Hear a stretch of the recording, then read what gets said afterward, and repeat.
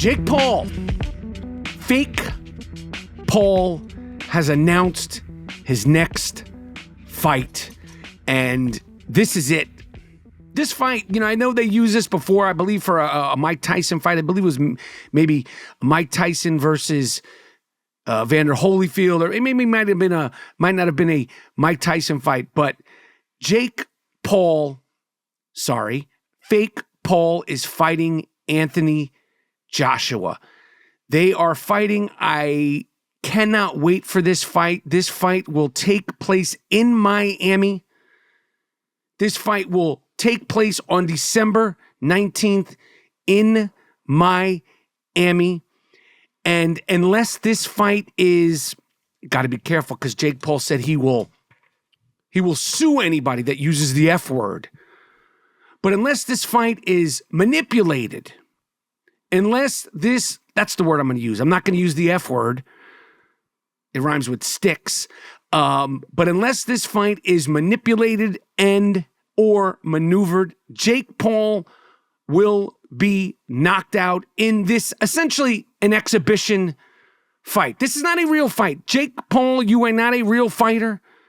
You are a very, very successful businessman who trains as a boxer.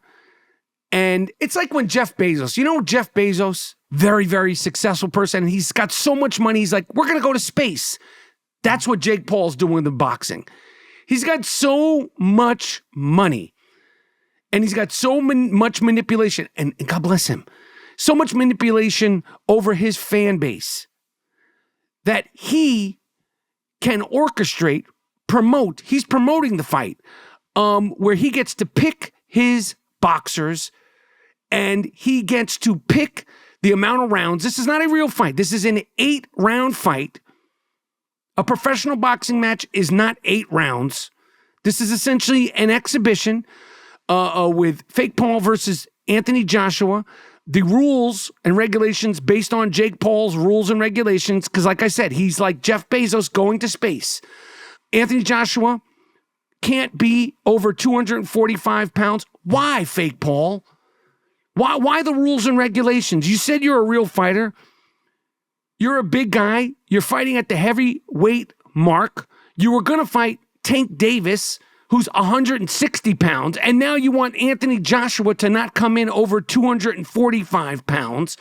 And unless this fight is manipulated, unless this 8-round exhibition, I'm not even calling this a fight. This is a match. Unless this 8-round exhibition match is maneuvered and being manipulated, hopefully, Baruch Hashem, this will be the time. This is it.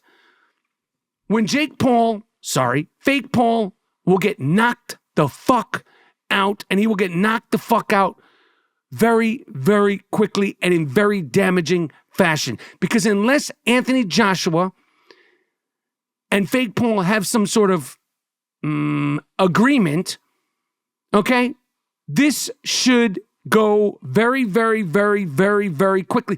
And Anthony Joshua, they're saying this is a lose-lose. No, Anthony Joshua. This is a win-lose.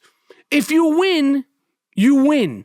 If you lose, you fucking lose. If you win, if you knock out Jake Paul, you become a hero to so many people. You become the belle of the ball. There's nothing that Anthony Joshua could do in his career right now, because heavyweight boxing is just not what it used to be. There is nothing that you can do to captivate a worldwide audience as a fighter than to beat the dog shit out of Jake Paul within 3 rounds. Now, if you somehow go 8 rounds without beating the dog shit out of Jake Paul, that's a loss. Even if you win. If you somehow lose to Jake Paul, some way lose to Jake Paul, and I would be shocked if that happens, then that's a loss. But this is not a lose-lose. This is a win or lose. It's actually a win-win for you. If you beat the shit out of him, trust me, the world, will never forget your name.